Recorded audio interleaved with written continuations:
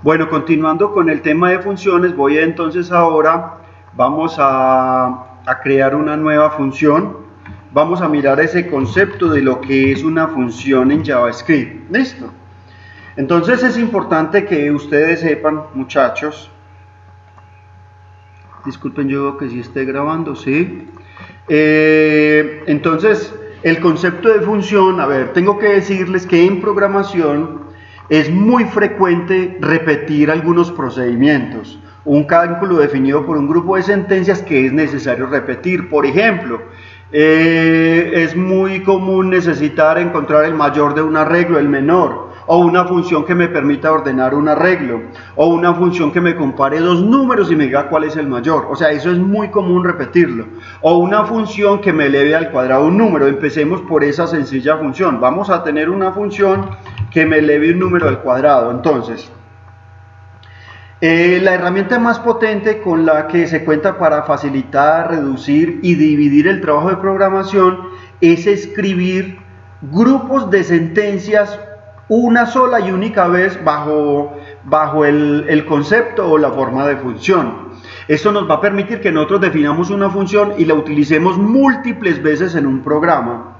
Sabemos que un programa es una estructura compleja y por tanto es importante que ese programa que se compone de muchas cosas yo lo pueda definir en varios módulos, dividir en varios módulos. De esa manera estamos trabajando programación modular. No sé si recuerden ese concepto que alguna vez les dije de divide y vencerás.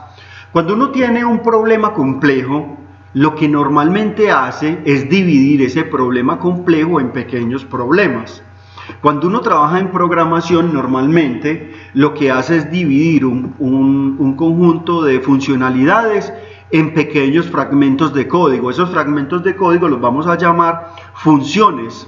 Las funciones, entonces, como pueden ver acá, comienzan con la palabra reservada function. O sea, con funciones es posible segmentar un programa complejo en varias partes. Por lo tanto, lo que hacemos es reducir un algoritmo complejo en pequeños algoritmos.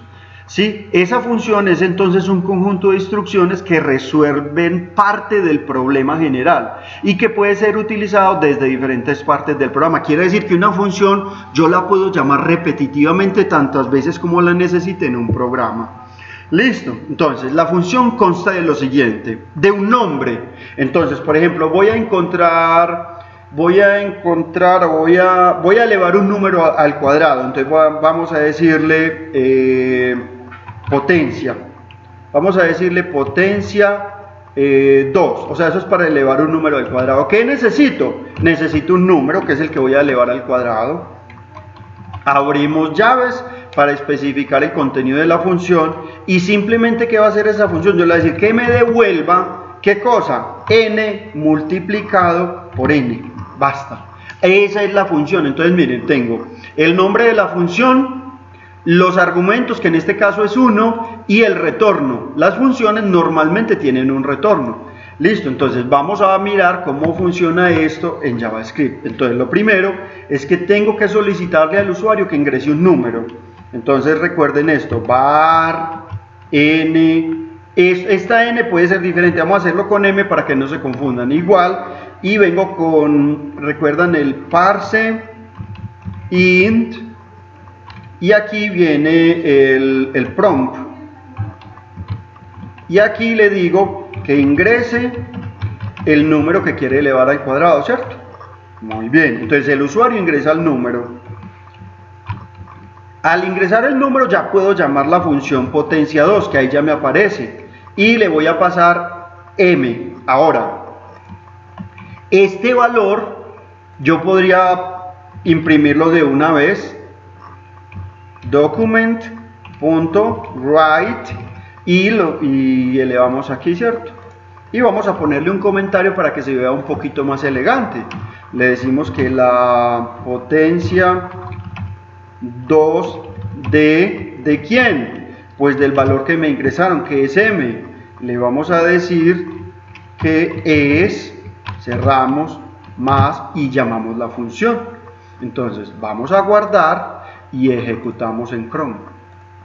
Listo, hubo un error, listo, vamos a inspeccionar, miremos qué pasó, entonces vamos a Console. Entonces aquí me está diciendo, vea señor, en la línea 14, en divisores 1, se le perdió un paréntesis. Entonces me devuelvo, me voy a la línea 14 y me dice que se olvidó un paréntesis. ¿Dónde?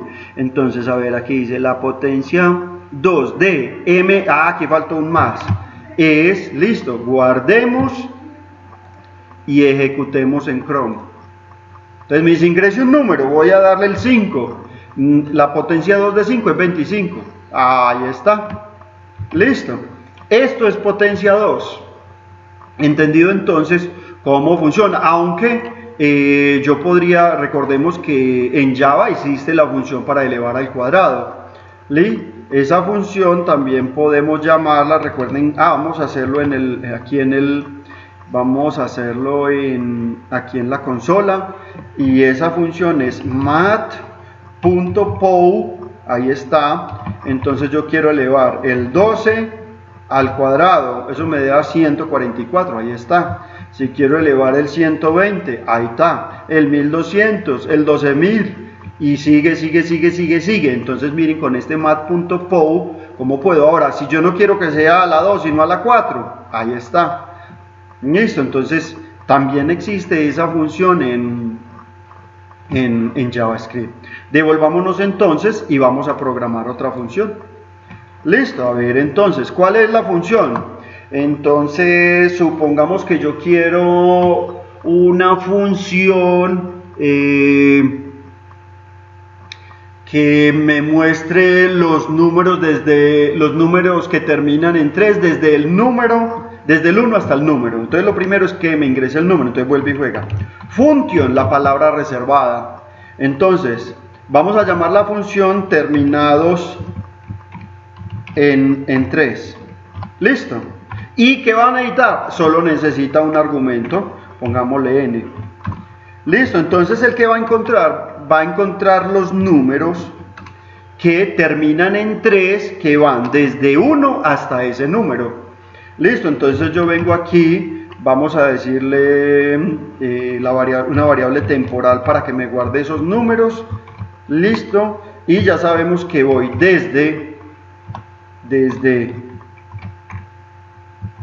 1, punto y coma, hasta el número, hasta n, punto y coma y más. Entonces, ¿el qué va a hacer? Va a ir desde 1 hasta el número preguntando cuáles son los números que terminan en 3. ¿Cómo sé que termina en 3? Entonces yo digo, si i módulo 10 es igual a 3, esto me indica que el número termina en 3. Si i módulo 10 es igual a 3, entonces ¿qué voy a hacer? A ver, pongamos esto aquí así para que se vea más bonito, que me estaba poniendo algo en rojo, listo.